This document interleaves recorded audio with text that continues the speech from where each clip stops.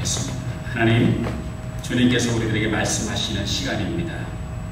종을 붙들어 주시고 듣는 우리가 마음의 문을 열고 주의 말씀을 받으며 주의 성령의 능력 가운데 이 말씀이 우리의 삶 속에 적용되고 접목되어서 영의 열매, 생명의 열매 맺게 하여 주옵소서. 예수님 이름으로 기도했습니다. 아멘.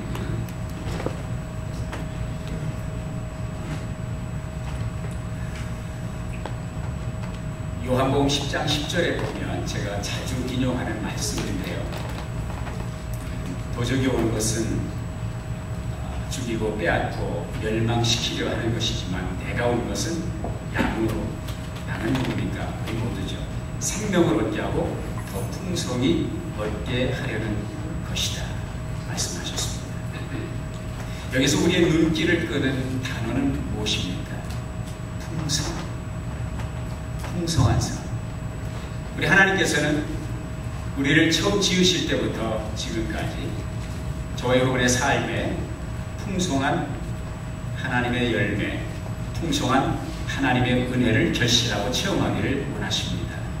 그래서 우리는 하나님을 좋으신 하나님, God is so good all the time.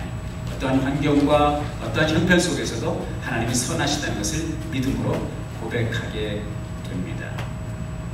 이번 런던에서 있었던 올림픽에 수많은 기량성 같은 기량을 갖춘 많은 세계적인 선수들이 그들의 기량을 보여주었습니다. 어떤 이들은 메달을 안타깝게 놓치고 또 어떤 이들은 기쁨의 화색이 만면 온 얼굴에 화색이 띄지만 어떤 선수들은 또 근심을 가지고 그 자리를 들어가는 모습을 보았습니다. 이번에 저의 눈길을 끌었던 것은 그 선수들 가운데 특별히 믿음을 가지고 하나님을 섬기는 사람으로서 그것이 금메달이 되었든지 은메달이 되었든지 동메달이 되었든지 그걸 가지고 정말로 기쁨과 감격의 눈물을 흘리면서 하나님 앞에 기도하고 신앙의 고백을 하고 또 하나님 앞에 영광을 돌리는 그런 모습을 볼 때 참 감동이 있었습니다. 올림픽 체조 역사상 최초로 개인 종목 흑인 챔피언이 된 가브리엘 더글라스 기계 체조 부분에서 챔피언이 됐죠. 챔피언 확정 몇 시간 전에 그는 성경 구절 마태복음 6장 33절 너희는 먼저 그의 나라와 그의 의를 구하라 그리하면 이 모든 것을 더하시리라 이 말씀을 소셜 네트워크 트위터를 통해서 자기의 고백을 띄웠습니다. 그리고 챔피언 발표 몇 초 전에 내 모든 것이 주를 찬양하리 나에게 행하신 선한 일들을 내가 평생 잊지 않나리 이런 고백을 또 트위트하기도 했습니다. 얼마나 아름다운 모습인지 모릅니다. 마라토너 라이언 홀은 미국 현역 선수 가운데 가장 빠른 기록을 갖고 있는 마라토너 라이언 홀은 하나님은 나의 코치다. God is my coach. 얼마나 아름다운 고백입니다. 3연패 우승한 미국 여자 축구에서 미드필더를 맡았던 로렌 체니는 올림픽 시작 전에 자기에게 재능을 주신 하나님 앞에 감사한다는 애틋한 하나님을 향한 감사의 고백을 트위터에 남겼습니다. 우리가 잘 아는 김재범 선수도 믿음의 사람으로서 골을 넣을 때마다 세레모니, 하나님께 영광 돌리는 그런 세레모니를 한다는 것을 우리가 잘 알고 있습니다. 그런데 이번에 장미란 선수에게 많은 기도를 했잖아요. 장미란 선수가 메달을 못 탔지요. 메달을 못 탔지만, 메달을 놓쳤지만 그 메달을 놓친 그 안타까운 슬픈 마음에도 불구하고 그의 마음은 더 빛났다는 것을 보게 됩니다. 국민들에 대한 겸손한 마음과 국민들을 아끼고 사랑하는 그 마음을 그가 기도하는 마음으로 겸손하게 표현했다는 것을 우리는 잘 알고 있습니다.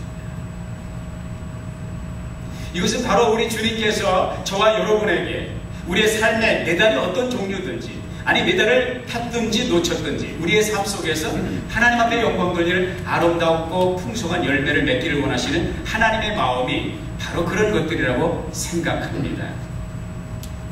오늘 말씀에 보면은 주님께서 씨 뿌리는 자의 비유를 말씀해 주셨습니다. 이 말씀을 듣기 전에 저와 여러분이 한 가지 도전을 좀 받았으면 좋겠다는 그런 생각이 있습니다. 그건 무엇입니까? 여러분의 삶 속에 우리 하나님께서 기대하시고 또 여러분들이 그토록 사모하고 원하시는 풍성한 열매가 있느냐? 이 질문을 우리 스스로에게 한번 던져보자는 것이죠. 내가 온 것은 양으로 생명을 얻게 하고 더 풍성히 얻게 하려는 것이다.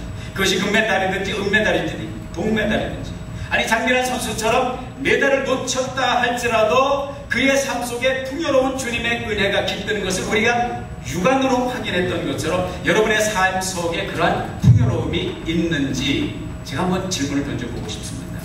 만약에 목사님, 내게는 그런 풍요로운 열매가 없는 것 같습니다. 나의 삶은 그런 풍요로운 삶하고는 별로 관계가 없는 것 같습니다. 라고 만약에 답을 하실 수밖에 없다면 오늘의 말씀에 귀를 기울이시고 풍요로운 열매, 풍요로운 삶으로 가는 길이 무엇인지 주님께서 우리들에게 부침해 주신 그 말씀에 귀를 기울이시기를 주님의 이름으로 부탁을 드립니다. 오늘 말씀에 기록된 마가복음 4장 13절부터 20절까지의 말씀은 사실은 온갖 복음, 마태, 마가, 누가 복음 전체에 다 기록되어 있는 말씀인데요. 마태복음 13장 3절에 보면 우리 같이 읽어보자고요. 시작. 예수께서 그들에게 많은 것들을 비유로 말씀하셨다. 오늘 이 비유뿐만 아니라 이 외에도 예수님께서는 많은 부분을 비유로 말씀해 주셨습니다. 마가복음 4장 2절에 보면 시작. 예수께서 그들에게 비유들로 많은 것들을 가르치셨는데 말씀하고 있습니다. 마가복음 4장 13절 다같이 너희가 이 비유를 알지 못한다면 어떻게 모든 비유를 이해하겠느냐. 누가복음 8장 4절 시작. 예수께서 비유로 말씀하셨다. 비유라고 하는 것은 무엇입니까? 비유라고 하는 것은 헬라어로 파라볼레 되어 있습니다. 같이 한번 해볼까요? 시작. 파라볼레. 뭘 파시기 원하십니까? 할렐루야. 파라볼레라고 하는 그런 단어인데 이 파라볼레라고 하는 단어는 합성어입니다. 두 단어의 합성어예요. 첫째는 파라, 옆에 혹은 옆으로, 그리고 발로, 던지다, 그런 두 단어의 합성어 되겠습니다. 그래서 파라볼레. 다시 말해서 주님께서 이 비유의 말씀을 하신 것은 하나님의 진리, 하나님의 계시, 하나님의 천국에 대한 것을 어렵고 우리가 깨닫지 못하기 때문에 우리가 잘 알고 있는 일상 삶에서 흔히 보고 경험하는 것들, 오늘 예를 들어서 씨 뿌리는 자의 비유, 씨 뿌리는 것은 우리가 잘 압니다. 농사를 안 져도 잘 압니다. 씨 뿌리는 광경을 우리가 쉽게 이미지네이션, 상상을 해볼 수가 있어요. 그 알기 쉬운, 그러니까 예수님 계실 당시에 많은 사람들이 농사 짓는 현장에 있었고 농업을 직접 경험했고 아니면 농사 짓는 현장을 자주 보았기 때문에 익숙한 그런 장면이죠. 이런 것들을 통해서 하나님의 말씀을, 하나님의 계시의 말씀을 거기에 담아서 그들에게 던져주신 거죠. 우리 일상의 삶에 가까운 이야기들을 던지셔서 하나님의 비밀한 말씀을 해주신 것이죠. 그것이 바로 파라볼레라고 하는 그러한 단어의 뜻이 되겠습니다. 일상의 이야기를 통해서 비밀한 하나님의 나라의 진리를 깨닫게 하는 것이죠. 씨 뿌리는 자의 비유, 다시 다른 말로 하면 이제 두 부분으로 나눌 수가 있는데 4장 1절부터 기록이 되어 있는데요.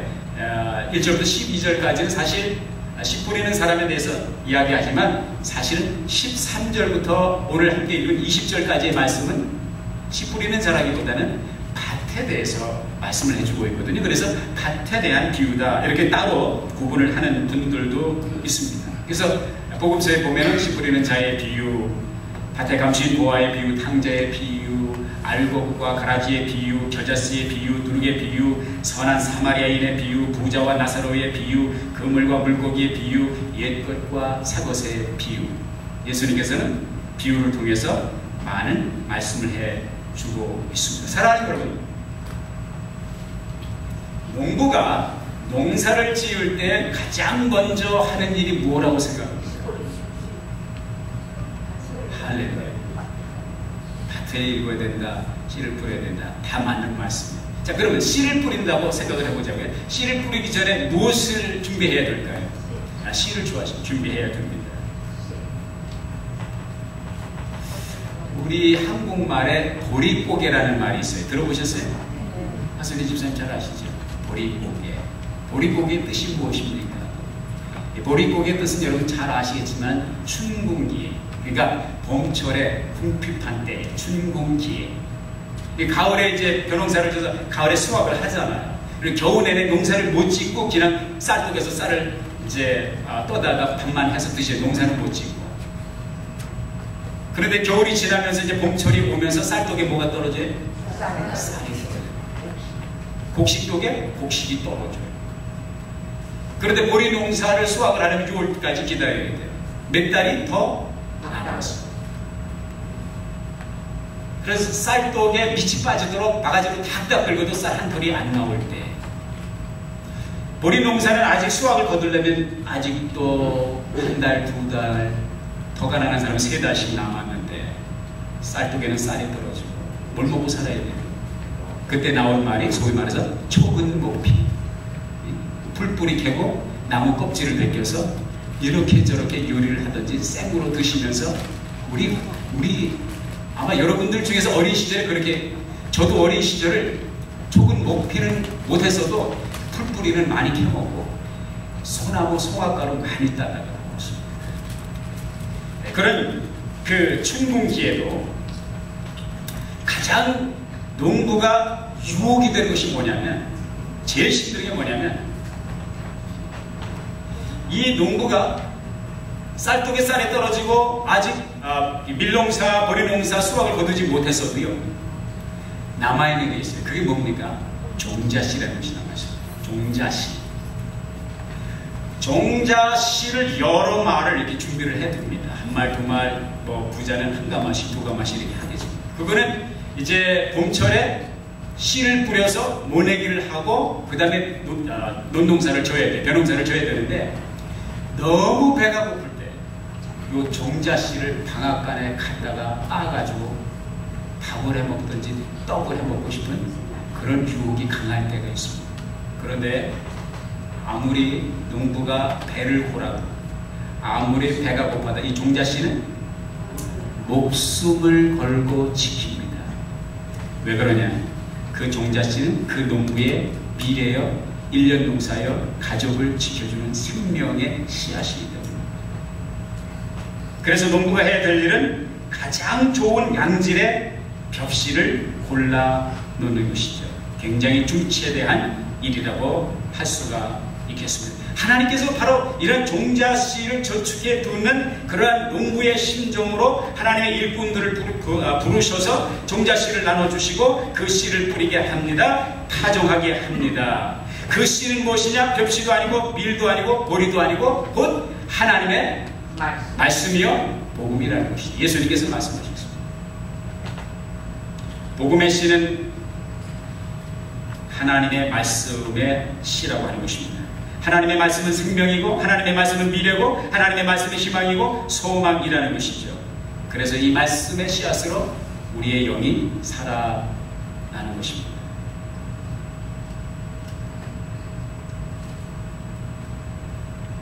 배터리가 다 됐네요.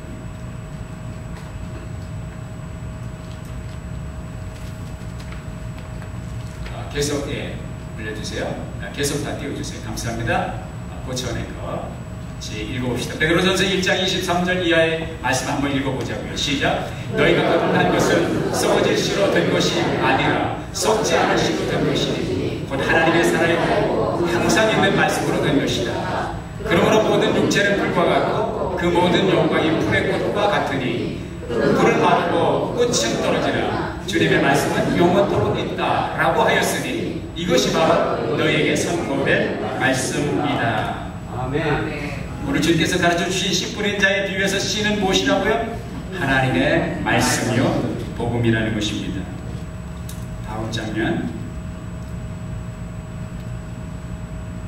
자, 첫째, 예수님께서 이 씨 뿌린 자의 비유에서 말씀하시면서 네 종류의 땅을 말씀해 주고 있습니다. 씨는 혼자 자랄 수가 없어요. 혼자 열매를 맺을 수가 없어요. 씨는 반드시 파종되어야 됩니다. 씨가 파종이 되려면 그 파종을 받는, 씨를 받는 밭이 있어야 돼요. 땅이 있어야 됩니다. 그런데 오늘 본문 말씀 속에서 가르쳐 주시는 땅에는 네 가지 종류의 땅이 있다고 그랬어요. 첫째 땅이 무슨 땅이라고 그랬어요?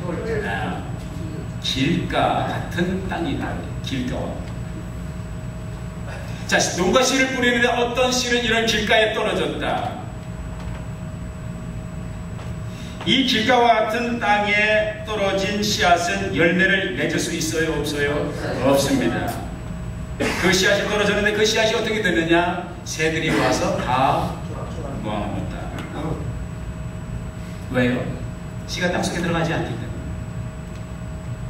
길가에 떨어진 씨앗은 먹이를 찾아다니는 새들에게는 프라임 타겟입니다. 1차 목표입니다. 씨앗이 밖에 드러나 있으니까 금시 와서 새들의 먹잇감이 된 것이죠. 이 현상을 예수님께서 설명하시면서 하시는 말씀이 15절 말씀에 그들이 말씀을 들을 때 즉시 사탄이 와서 그들에게 뿌려진 그 말씀을 떼앗아 간다고 말씀하고 있습니다. 보세요. 종자가 나빠서가 아닙니다. 씨앗이 나빠서가 아닙니다. 씨앗은 최고 우량의 씨앗입니다. 생명이 없어서가 아닙니다. 힘이 없어서가 아닙니다. 최고의 생명의 말씀입니다. 문제는 뭐냐면 그 씨앗이 들어가질 않는다. 예수님께서 말씀하신 이 네 종류의 토양, 네 종류의 밭은 무엇을 말씀하느냐? 인간의 마음밭을 말한단 말이에요. 인간의 신령, 인간의 심성을 말한단 말이에요. 인간의 심성 가운데 하나님의 말씀을 받을 때 길바닥 같은 사람이 있을 수 있다, 없다? 있다. 길바닥 같은 마음을 가지고 있는 사람이 하나님의 말씀이 떨어져도 그 생명이 들어가지를 않는다. 그래 결국은 마귀가 그 말씀, 들은 모든 말씀을 다 채간다. 말씀의 열매를 맺을 수 없는 건 당연하고요. 그 말씀의 뿌리조차 내릴 수가 없습니다. 현대는 제가 보기로는 말씀이 없는 시대가 아닙니다. 말씀은 홍수예요. 매스미디어를 통해서 소셜 네트워킹 시스템을 통해서 말씀은 사방에 널려 있습니다. 24시간 기독교 방송이 돌아갑니다. 크리스천 헤럴드, 크리스천 신문, 기독교 신보, 뭐 수없이 많은 매스미디어를 통해서 또 기독교 방송, TV 방송, 라디오 방송을 통해서 지금 우리 복음 방송이 24시간 1190 채널을 통해서도 KGB 방송이 이렇게 GBC 방송이 돌아가고 있는 것을 우리가 잘 알고 있습니다. 그러나 현대인들은 말씀에 기근이 들어있습니다. 말씀은 이렇게 풍성한데 말씀에 기근이 들었단 말이에요. 무슨 말입니까? 말씀이 들어가지 않는단 말이에요. 그 이유는 무엇이냐? 사람들이 문을 닫고 말씀을 듣기 때문입니다. 비가 홍수가 내리듯이 장맛비가 쏟아져도 장독대 항아리 뚜껑이 닫혀있으면 그 속에 비는 한 방울도 들어가지 않습니다. 그 뚜껑이 열릴 때에 항아리 속에 물이 들어갈 수 있습니다.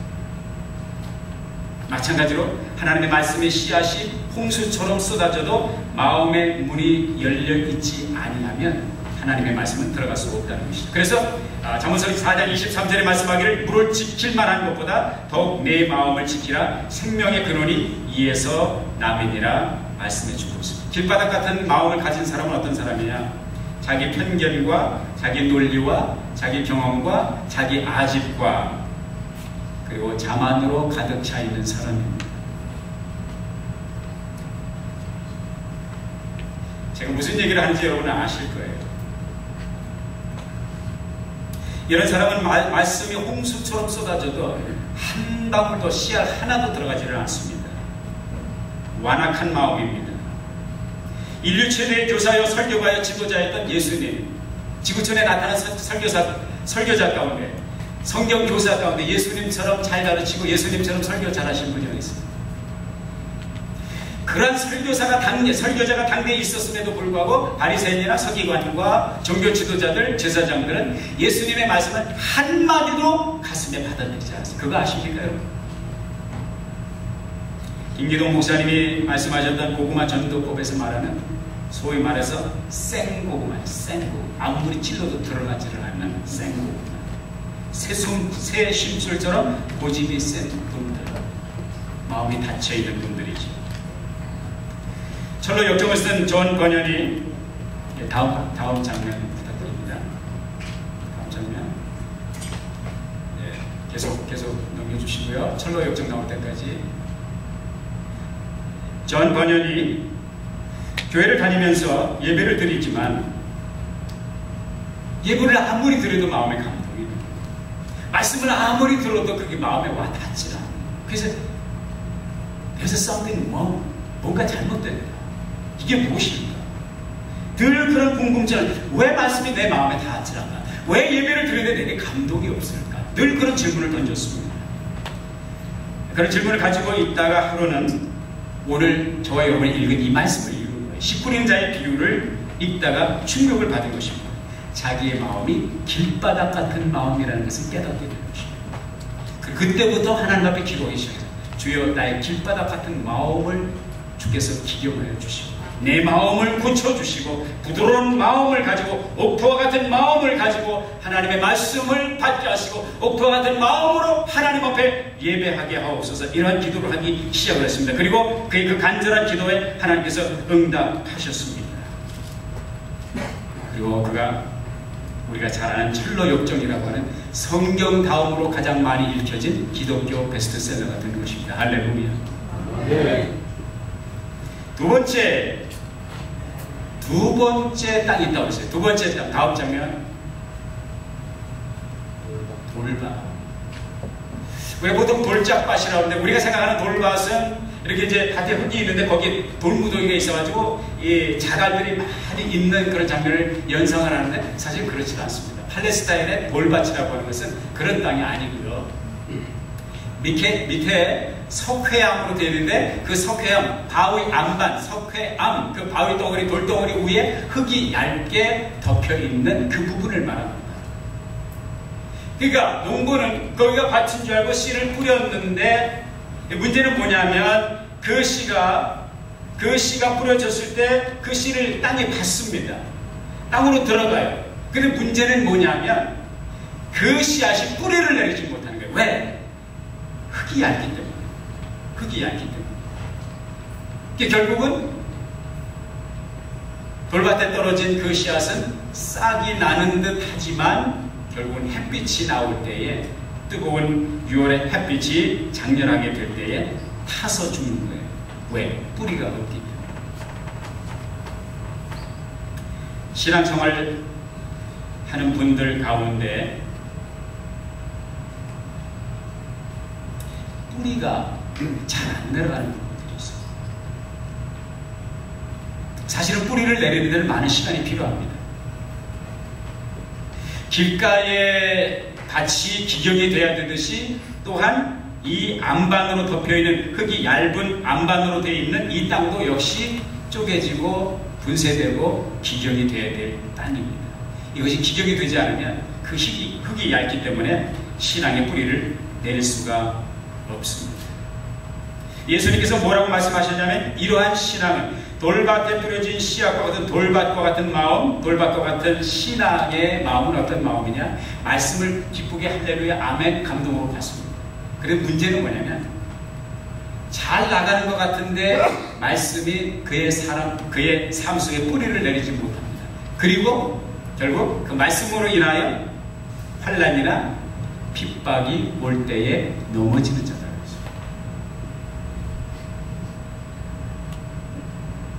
사랑하는 여러분, 믿음의 뿌리를 내릴 수 있기를 주의 이름으로 축복합니다. 예수님께서 그를 찾아 무리지어 오는 그 수많은 군중들에게 말씀하신 것이 너희가 나를 찾는 까닭은 떡을 먹고 배부를 까닭이다 그랬습니다. 우리가 교회를 처음 나오는 것은 여러 가지 동기에서 나올 수가 있어요. 그죠? 어떤 사람은 진짜 우리 교회 점심 친교 시간에 국밥이 너무 맛있어서 나올 수도 있어요. 그렇죠? 또 우리 교회에 출입하는 자매님들이 너무 이뻐서 그 자매님들 보고 싶어서 남자들이 나올 수도 있어요. 너무 멋있는 남자들이 있어서 자매들이 또 나올 수도 있어요. 너무 어떤 분이 친근하고 사랑으로 따뜻하게 해줘서 그 정에 굶주려서 나올 수가 있어요. 우리가 잘 아는 대로 구봉서 장로님은 처음에 교회에 나온 것이 이쁜 여학생이 있어서 그 여학생하고 탁구 치고 싶어서 교회를 처음 나왔다고 합니다. 교회에 처음 나오는 동기는 여러 가지 있을 수 있어요. 예수님에게 처음 나오는 사람이 5,000명씩 모였던 군중들이 예수님 떡을 만들어 주니까 거기에 솔깃해가지고 나왔거든요. 근데 문제는 뭐냐면 거기에 머물러 있으면 안 된다는 것이죠. 교회라고 하는 것은 누구에게나 다 오픈이 되어 있는 곳입니다. 아멘입니까? 어떤 죄인도 어떤 출신 배경을 가지고 있는 사람도 우리 교회에서는 환영이 되어야 됩니다. 소위 말해서 호모섹슈얼리티, 동성연애자들도 있어야 되고, 마약 상복을 하는 사람도 있어야 되고, 도박에 중독되었든지 아니면 알코올에 중독되었든지 흡연에 중독되었든지 누구든지 우리 교회는 웰컴입니다. 아멘입니까? 그런데 문제는 뭐냐면 그 상태에 머물러 있으면 안 된다는 것이죠. You're more than welcome to come as you are, but you are not welcome to stay as you are. 한 달이 가고 두 달이 가고 1년이 가고 2년이 가고 10년이 가도 변하지 않는다면 This is something wrong. 주님께서 모든 이들을 향해서 팔을 벌리고 계시지만 문제는 주님께서 우리들에게 주시는 도전은 변화되라는 것이죠. 믿음의 뿌리를 내리라는 것입니다. 밤낮 뿌리가 없어서 동풍에 마른 잎이 말라 죽듯이 그런 신앙을 갖지만 뿌리를 내리라는 거죠. 변화되라는 거죠. 예수님의 형상을 닮아가라는 거죠. 인격이 변화되고 인격이 깊어지고 신앙이 깊어져야 된다는 것입니다. 그것이 주님께서 오늘 이 말씀을 통해서 우리들에게 주시는 도전 가운데 하나인 줄 저는 믿습니다. 뿌리를 내리면 어떤 시련의 폭풍이 몰아쳐도 이겨낼 수가 있습니다. 강인한 신앙인이 될 수가 있습니다. 그 뿌리가 있는지 없는지는 따져라 보고 내 자신을 보면 돼요. 내 자신이 환난이나 핍박이나 역경이나 시련이 올 때 넘어지나 그걸 뚫고 나가서 이기나 그거 보면 내가 신앙의 뿌리가 있나 없나를 스스로 영적인 진단할 수 있어요. 은사 받은 사람 쫓아가지 않아도 됩니다. 말씀에 확실히 되어 있습니다. 신앙의 뿌리를 깊이 내릴 수 있는 저와 여러분이 되기를 주의 이름으로 축복합니다. 욥이 고난이 올 때에 고백했던 것을 압니다. 내가 가는 길을 그가 아시나니 그가 나를 단련하시고 그냥 내가 정금같이 나오리라. 그의 사업이 다 망했을 때도 할렐루야. 주신 분도 하나님이시오. 거둬가신 분도 하나님이십니다. 맞죠? 할렐루야. 장미란 선수가 금메달을 땄을 때도 할렐루야 했지만 금메달을 잃어버리고 동메달까지 빼앗겼을 때도 여전히 그는 할렐루야. 하나님을 찬양하는 위대한 신앙의 사람이었던 것을 우리가 보게 됩니다. 세 번째, 가시덤불에 떨어진 씨가 있다고 말씀하고 있습니다. 오늘 본문 말씀 한번 읽어보자고요. 시작. 재물의 이고 그가 것들에 대한 욕심이 들어 말씀을 머물러서 열매를 맺지 못하게 된다. 나름대로 믿음도 있어요. 그래서 훈련도 받고 교육도 받고 또 봉사도 열심히 하고 교회 충성도 하는 것 같습니다. 근데 이 사람의 문제는, 이 신앙의 문제는 뭐냐면 이 사람의 인생의 주인은 주님이 아니고 세상이라는 것이죠. 이 사람의 인생의 주인은 주님이 아니고 돈이라는 것이죠. 이 사람의 인생의 주인은 주님이 아니고 세상 향락이라는 것이죠. 누가복음 8장 14절에 보면 인생의 염려와 재물과 향락에 사로잡혀 온전히 결실하지 못하는 자들이다. 주님은 돈에 대해서 굉장히 많은 강조를 하셨습니다. 여러분 그거 아십니까? 성경에는 천국과 지옥에 대한 말씀보다 돈과 재물, 물질에 대해서 더 많은 분량을 할애해서 말씀하고 있다는 걸 아십니까? 그만큼 물질은 우리 인간이 하나님께로 나가는 데 있어서 가장 큰 장애물이 될 수 있다는 것입니다. 저는 압니다. 많은 분들이 물질 때문에 주님을 섬기기가 어렵다는 것을 압니다. 우리도 예외일 수는 없겠죠. 오죽하면 주님께서 둘 중에 하나를 택하라고 그래요. 물질을 택하든지 하나님을 택하든지 둘 중에 하나. 무슨 말씀이에요? 주님께서도 위기의식을 가지신 거예요. 주님이 우리가 숨기보다는 그 물질과 라이벌 의식을 가지고 있단 말이에요. 성경이 그렇게 많은 부분을 할애해서 돈에 대해서 얘기하고 있다는 것은 돈이 사람의 마음을 빼앗아 하나님께로부터 멀어지게 하는 가장 위대한 마귀에 활용하는 작전이라는 것을 우리가 보게 됩니다. 우리 잘 알잖아요. 마태복음 19장 16절 24절에 보면 부자 청년이 예수님에게 와서 어떻게 하면 영생을 얻으니까 계명을 지켜라. 다 지켰거든요. 그러면 내 있는 재산을 팔아서 가난한 자들에게 나눠주고 나를 쫓으라. 이 부자, 이 사람, 이 청년이 슬퍼하며 개혁 속에는 근심하며 떠나갔다. 그 이유는 돈이 많기 때문이에요. 물질이 많기 때문이라고 했습니다. 예수님께서 하시는 말씀이 부자가 천국에 가기가 약대가 어디로 들어가는 것보다 발을 뒤로 들어가는 것보다 어렵다. 그만큼 저와 여러분의 마음을 빼앗아가는 강력한 파워를 가지고 있는 것이 물질이라는 것을 우리가 알게 됩니다. 이런 세상의 욕심에 사로잡히면 하나님의 말씀이 싹이 나요. 잘하는 것 같아요. 열매를 맺지 못합니다. 열매를 맺지 못해요. 사랑하는 여러분, 요번에 우리나라 선수 가운데 베이징 올림픽에서는 죽기 살기로 싸웠는데 졌어요. 요번에는 죽기로 싸우는데 이겼어요. 그 얘기 한 사람이 누구죠? 모르시는 분 말고 저도 몰라요. 생각이 안 나요. 그런 선수가 있습니다. 그래서 죽기로 싸우더니 이겼다. 주님께서 뭐라고 말씀하셨습니까? 죽고자 하는 자는 살고 것이다. 살고자 하는 자는 하나님이 여러분을 사랑하십니다. 아멘입니까? 아멘. 그런데 하나님을 짝사랑하게 만들면 안 돼요. 하나님이 여러분을 짝사랑하게 만들면 안 돼요. 하나님이 여러분을 사랑하시는 걸 아셨으면 하나님께 대해 사랑의 응답을 드려야 돼요. 그래서 상호 사랑의 커뮤니케이션이 이루어지게 됩니다. 하나님이 여러분을 향해서 짝사랑하게 되면 여러분의 삶에 해를 입게 됩니다. 왜냐하면 하나님은 여러분의 마음을 갖기를 원합니다. 여러분의 마음을 취하기를 원하기 때문에 여러분의 마음을 빼앗아가는 그것을 빼앗아가기를 원합니다. 잘 들으세요. 여러분이 물질을 하나님보다 더 사랑하면 하나님이 그 물질을 빼앗아갈 수도 있습니다. 여러분의 자식을 하나님보다 더 사랑하면 그 자식을 빼앗아갈 수도 있어요. 빼앗아가는 채널은 여러 가지가 있을 수 있어요. 빼앗아간다는 목숨을 거둔다는 뜻도 있겠지만 여러 가지 상황이 벌어질 수 있다고 하는 것입니다. 왜? 자식이 우상이기 때문에. 돈이 우상에 하나님과 함께 하나님의 축복으로 말미암아 돈을 거머쥐어야지. 주님을 등지고 돈을 쫓아가게 되면 분명히 성경의 선지자를 통해서 말씀하셨습니다. 내가 열심히 해봐라. 내가 돈을 모을 수 있는 내 돈 주머니에 내가 구멍을 낸다고. 예수님께서 하나님께서 그 말씀을 내 돈 주머니에 내 전대에 구멍을 내가 내리라. 갖다 부어봐라. 밑바닥 속에 물을 붓기다. 왜? 하나님이 그 돈 때문에 자녀들의 마음을 빼앗아간다는 걸 알기 때문에 그 돈을 취해버리는 것입니다. 이게 축복받는 비결입니다. 그 죽고자 하는 자는 살 것이요.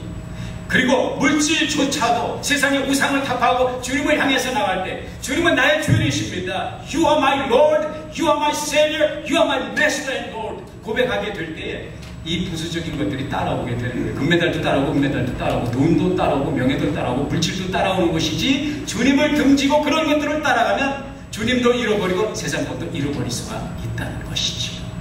이해가 되십니까? 아멘. 마태복음 6장 24절에 주님께서 말씀하시기를 아무도 두 주인을 섬길 수가 없다. 그가 한쪽을 미워하고 다른 한쪽을 사랑하거나 한쪽을 중요하게 여기고 다른 쪽을 없이 여길 것이기 때문이다. 너희는 하나님과 재물을 함께 섬길 수 없다. 아멘입니까? 야고보서 1장 8절에 이런 말씀이 기록되어 있습니다. 두 마음을 품은 자라는 말씀이 나옵니다. 주님을 택하든지 세상을 택하든지 하라는 것이죠. 여호수아가 결단합니다. 나와 내 집은 여호와를 섬기리라. 얼마나 아름다운 고백인지 모릅니다. 마지막 장면 봅시다. 마지막으로 남은 밭이 있어요. 다 같이 좋은 땅. 8절 다 같이 읽어봅시다. 시작.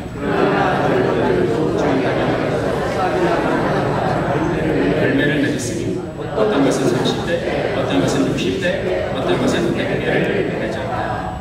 20절 있나요? 한번 봅시다. 20절에 보면 좋은 땅에 뿌려진 것들은 이런 자들이니 그들은 말씀을 듣고 받아들여서 어떤 이는 30배, 어떤 이는 60배, 어떤 이는 100배의 열매를 맺는다고 말씀하고 있습니다. 누가복음 8장 15절에는 이렇게 기록되어 있어요. 바르고 착한 마음으로 바르고 착한 마음으로 말씀을 듣고. 여러분, 말씀을 들을 때에 바르고 착한 마음으로 듣습니까? 아멘. 착한 마음, 바른 마음을 가지고 비뚤어진 마음이 아니라 바른 마음, 완악한 마음이 아니라 착한 마음, 하나님의 말씀을 들을 수 있기를 주의 이름으로 축복합니다. 아멘. 이런 사람은 바로 착한 마음으로 말씀을 듣고 잘 간직하여 인내로 열매를 맺는 자입니다. 말씀의 열매를 맺으려면 인내가 필요합니다. 아멘. 여러분도 지금도 인내의 열매를 맺고 있는 거예요. 왜? 이 목사 설교 오늘 왜 이렇게 기나? 언제 끝나? 이거 다 인내의 훈련이거든요.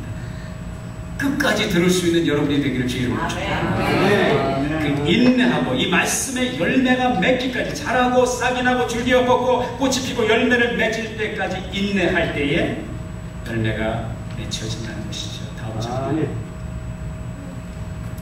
그래서 30배, 60배, 100배를 얻는다는 거죠. 바클레이라고 하는 신학자는 좋은 땅은 바로 이러한 마음이다 정의를 했습니다. 첫째, 열려있는 마음. 둘째, 준비되어 있는 마음. 셋째, 이해력이 있는 마음. 넷째, 행동으로 옮기는 마음이다. 그렇게 말씀하셨습니다. 자, 말씀을 종합해 보겠습니다. 목사님, 그래서 어떻게 하라는 말? 목사님, 그래서 나더러 어떻게 하라는 거예요? 주님, 그래서 어떻게 하라는 것입니다. 그것이 오늘의 메시지의 핵심입니다. 우리의 삶 속에 주님께서 요한복음 10장 10절에 말씀하고 있는 풍요로운 열매가 맺혀지지 않는다. 풍요와는 상관이 없는 삶을 살아가고 있다. 그 이유는 무엇이냐? 말씀의 열매가 맺혀지지 않는다는 거예요. 왜? 말씀이 받아들여지고 말씀의 인내로 결실되지 않기 때문에. 그 이유는 무엇이냐? 제가 깨달은 것입니다. 제가 느낀 것입니다. 그것은 신앙생활을 믿음으로 하지 않고 종교로 하기 때문인 것입니다. 좀 어려운 표현이죠. 여러분, 신앙생활은 종교생활이 아닙니다. 신앙생활은 믿음으로 하는 것입니다. 그리고 그 믿음은 무엇을 위한 믿음이냐? 관계를 위한 믿음이에요.